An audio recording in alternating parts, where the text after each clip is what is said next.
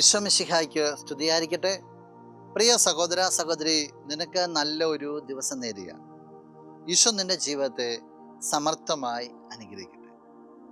വിശുദ്ധ ലൂക്കാ അറിയിച്ച സുവിശേഷം 12-ാം അധ്യായം 13 മുതലുള്ള തിരുവചനങ്ങളിൽ ഈശോ ഒരു ഭോഷനായ വ്യക്തിയുടെ ഒരു ഉപമ പറയുന്നുണ്ട്.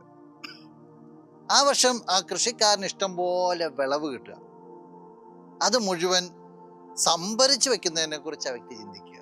ഞാൻ എൻ്റെ കളപ്പുരകളൊക്കെ പൊളിച്ച് പുതിയത് പണിയും, എന്നിട്ട് അതിലിതെല്ലാം ശേഖരിച്ചു വെച്ചിട്ട് ആത്മാവിനെ വരെ തിന്നു കുടിക്കുക, അനേക വർഷങ്ങൾക്ക് വേണ്ടത് സമ്പാദിച്ചിരിക്കുക. ഈശോ ആ വ്യക്തിയോട് പറയുന്ന ഒരു കാര്യമുണ്ട്. വിശുദ്ധ ലൂക്കാ അറിയിച്ച സുവിശേഷം 12-ാം അധ്യായം 20-ാം തിരുവചനം. എന്നാൽ ദൈവം അവനോട് പറഞ്ഞു, ഭോഷ, ഈ രാത്രി നിന്റെ ആത്മാവിനെ നിന്നിൽ നിന്ന് ആവശ്യപ്പെടും. അപ്പോൾ നീ ഒരുക്കി വച്ചിരിക്കുന്നവ ആരുടേതാണ്? മനുഷ്യനെ വിളിക്കുന്ന ഭോഷ എന്ന. നീ ഈ ഭൂമിയിലെ സമ്പത്ത് സ്വരുക്കൂട്ടി വെച്ചേക്ക, ഞാൻ ഈ ആത്മാവിനെ തിരിച്ചെടുത്ത് വെച്ച് കഴിഞ്ഞാൽ നീ ഈ സ്വരുക്കൂട്ടി വച്ചിരിക്കുന്നതെല്ലാം ആരുടേതാണ്? നിക്ഷേപം എവിടെയാണെന്നാണ്.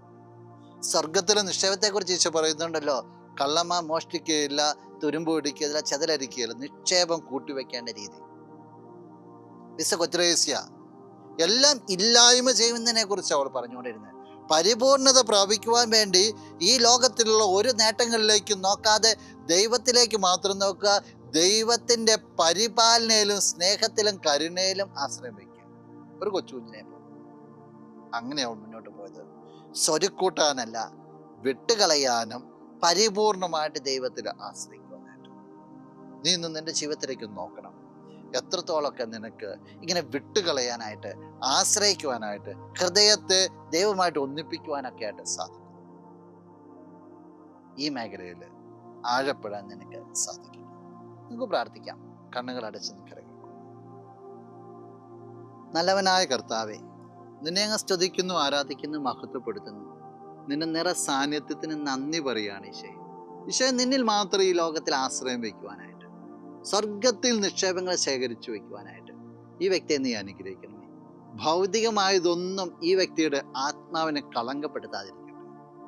ഇന്നത്തെ ഈ ദിവസത്തിന് വേണ്ട കൃപകളും അനുഗ്രഹങ്ങളും സംരക്ഷണങ്ങളും എല്ലാം നൽകണം, ഇപ്പോഴും എപ്പോഴും എന്നേക്കും. ആമേൻ.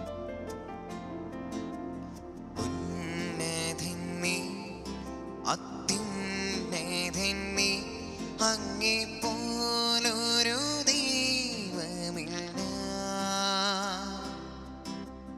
ഉന്നതൻ നീ, അത്യുന്നതൻ നീ, അങ്ങേ പോലൊരു ദൈവമില്ല.